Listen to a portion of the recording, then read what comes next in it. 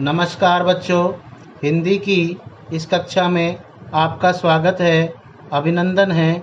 बच्चों, आज हम पाठ 8 यह सबसे कठिन समय नहीं इसका अध्ययन करेंगे। यह एक कविता है जिसे जया जादवानी जी ने लिखा है। कवित्री ने यह स्पष्ट किया है कि समय बदलता जा रहा है। ऐसे समय में वारदातें अधिक हो रही है, किंतु हमें निराश नहीं होना चाहिए। अभी जीवन जीने के प्रति ललक रखनी चाहिए। एक चिड़िया चोंच में तिनका लेकर घोंसला बनाने वाली है। अर्थात यहाँ पॉजिटिव सोच या सकारात्मक सोच के बारे में कहा गया है कि चिड़िया चोंच में तिनका लेकर के घोंसला बनाने के लिए जा रही है।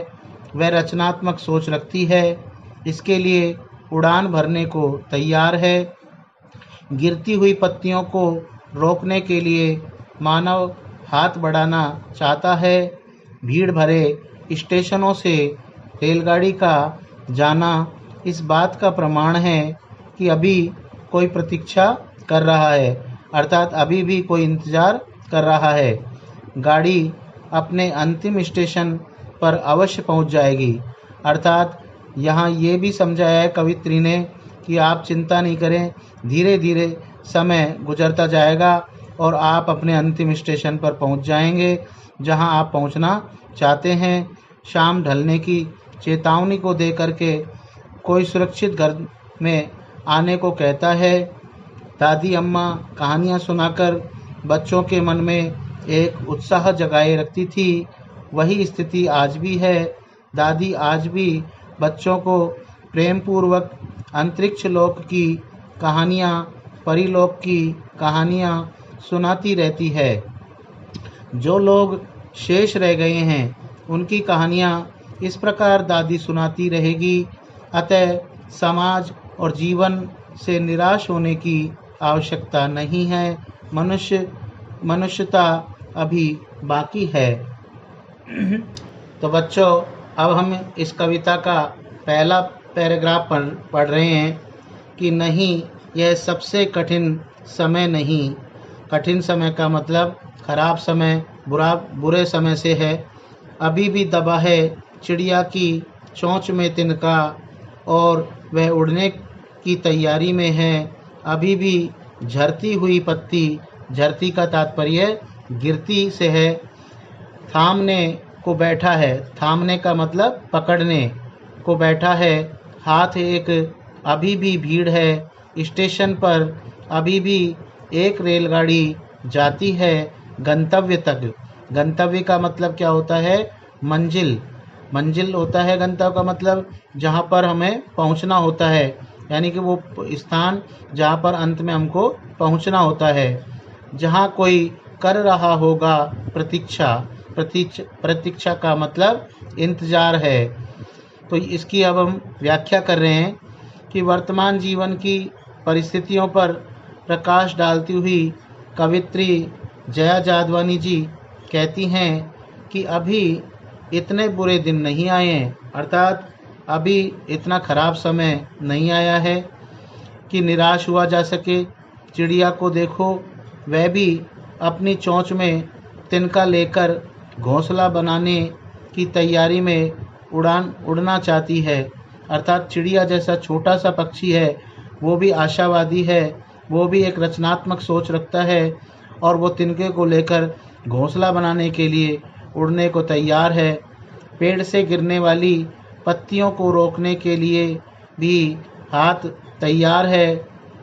रेलवे स्टेशनों पर अभी सन्नाटा नहीं फैला है, अर्थात अभी भी रेलवे स्टेशनों पर शांत माहौल नहीं हुआ है और लोगों का आवागमन जारी है। वहाँ लोगों की भीड़ है, चहल पहल बनी हुई है, लोग आ रहे हैं, जा रहे हैं।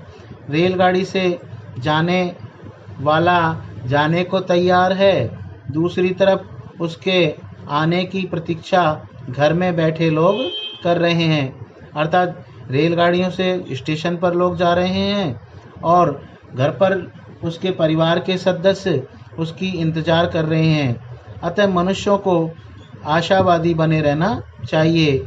आखिर मानव तो निर्माण का प्रतिनिधि है, क्योंकि आखिर तक वो निर्माण कार्य करता रहता है, आखिर तक वो आस उम्मीद नहीं छोड़ता है। इसलिए आशावादी रहना चाहिए। हमारी सोच आशावादी होनी चाहिए, न कि निराशावादी।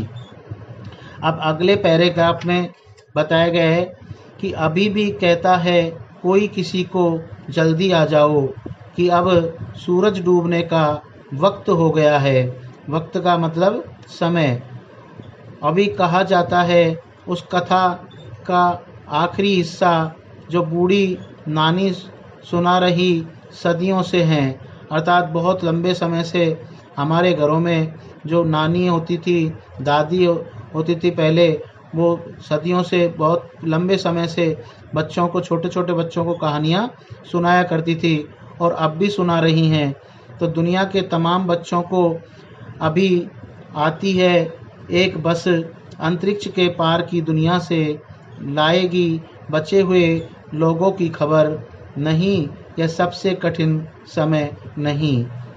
तो प्रस्तुत पंक्तियाँ के माध्यम से कवित्री ने यहाँ यह संदेश दिया है कि शाम होने पर अंधेरा हो जाता है।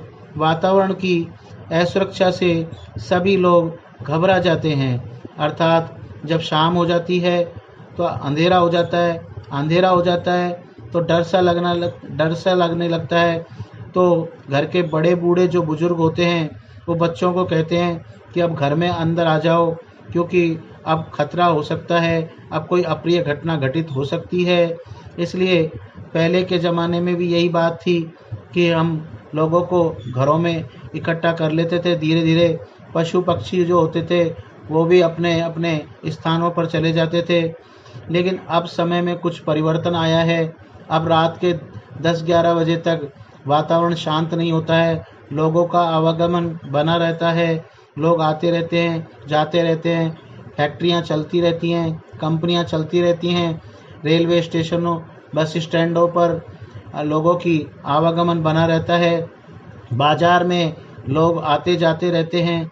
तो थोड़े से अब समय में परिवर्तन आया है, लेकिन फिर भी आज भी यही बात है कि शाम होते ही जब अंधेरा हो जाता है तो थोड़ा सा भय का वातावरण लगने ही लगता है। इसलिए हम सभी अपने अपने घरों की ओर चल देते हैं। कुछ लोग अपने बच्चों को समझाते हैं कि अब शाम हो गई है, खतरे को देखते हुए घर के भीतर आकर छिप जाओ। लोग यह बताते हैं कि दादी, अम्मा या नानियाँ या नानी जो कहानी बच्चों को सुनाया करती थी, वे कहानियाँ अभी शेष हैं। अर्थात पहले जो नानियाँ और दादियाँ जो होती थी वो बच्चों को कहानी सुनाती थी, तो आज भी जो नानी दादी है या माँ है वो बच्चों को वो कहानियाँ सुनाते हैं कि तुम्हारी दादी ऐसे कहानी सुनाती थी या तुम्हारी नानी जो थी वो ऐसी थी। अतः सुनने के लिए वो बच्चे तैयार होते हैं। अभी भी अंतरिक्ष के पार से बसें आती हैं, वहाँ का समाचार इन बच्चों को सुनने को मिलेगा। अतः अभी समय इतना बुरा नहीं आया है। उम्मीदों के साथ जीवन जीते रहो, अर्थात अपनी सोच जो है उस सोच को आप आशावादी रखें, निराशावादी नहीं रहे। समय है, परिवर्तन होता रहता है, परिवर्तन सृष्टि का नियम है। आज समय खराब है या बुरा है तो कल समय अच्छा होगा। इसलिए हमें जीवन के अंदर आशावादी सोच रखनी चाहिए। तो यह सबसे कठिन समय नहीं पाठ का सार था जो मैंने आपको समझाया है। इसका अर्थ मैं आपको भेजूंगा अपनी उत्तर पुस्तिकाओं में या कॉपियों में। इसे आप ध्यानपूर्वक लिखते रहें